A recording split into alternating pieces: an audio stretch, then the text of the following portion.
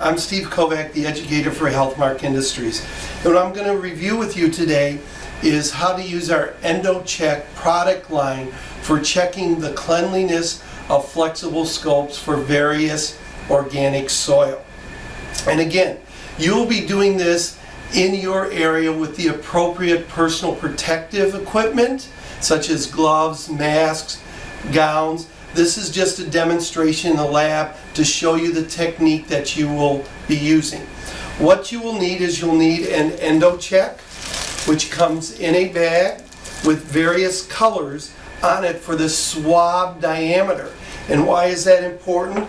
Depending on the scope, and in this company, they will put where the biopsy port is, an actual color. You will match that up to the diameter. This one actually is orange, so we'll use the orange size swab when we go through. You'll need a source of sterile water. You'll need a scissor and a little holder to put your vial in. And what you'll be doing is you'll actually be swabbing the internal channel of the scope. At least you'll be testing at least the biopsy channel, and then you will be putting it in the holder and looking for a result. So what you will be doing is, after you have done all your cleaning, before you put it into your AER. So it's basically after all your manually cleaning, you're ready to put the scope into your AER and run it through the high-level disinfection process. What you want to make sure is that there is no residual organic soil left. And we have two different types of Endocheck products. One is for hemoglobin and one is for protein.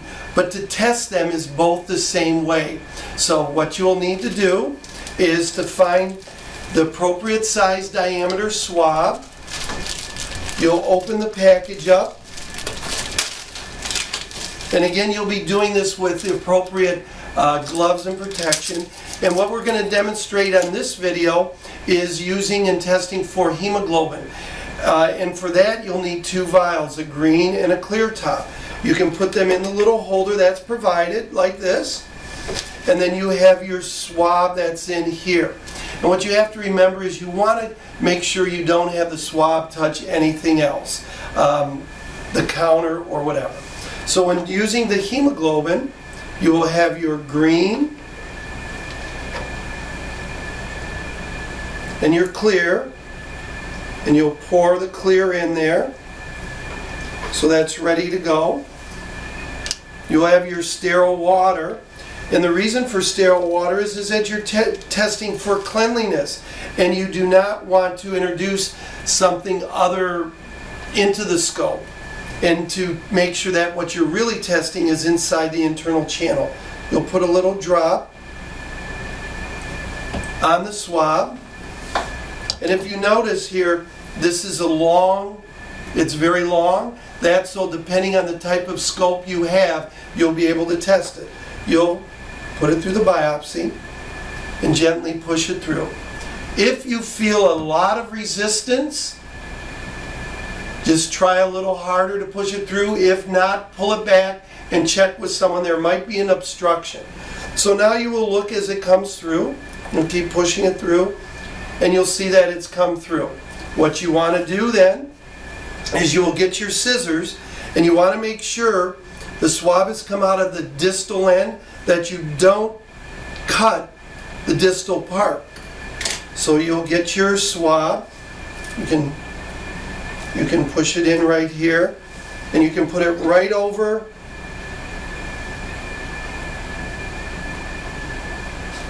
and you'll cut it.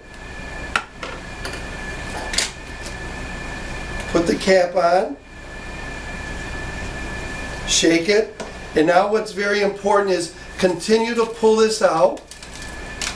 Don't push it back, pull it out all the way through, and you'll dispose of this in the appropriate receptacle. We recommend that you put it inside your biohazard because it has gone through something, even though you're testing for cleaning. You can put it back into the bag if you want to keep it nice and together. You shake, and you will look for the hemoglobin after 30 seconds.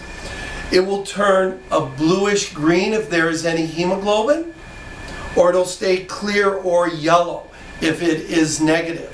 So if it's negative, then you can put it into your AER and continue down. If it is positive, you will re-clean, then retest. And now this was for hemoglobin. Again, we also have a test that you can use for protein. The swabbing is done the same way. It's just using one vial, cutting the swab, putting it in there, shaking it, and looking for a color change. So again, it's the same technique with the swab going in, cutting the tip, putting it in the vial, waiting the appropriate amount of time for the test. Thank you.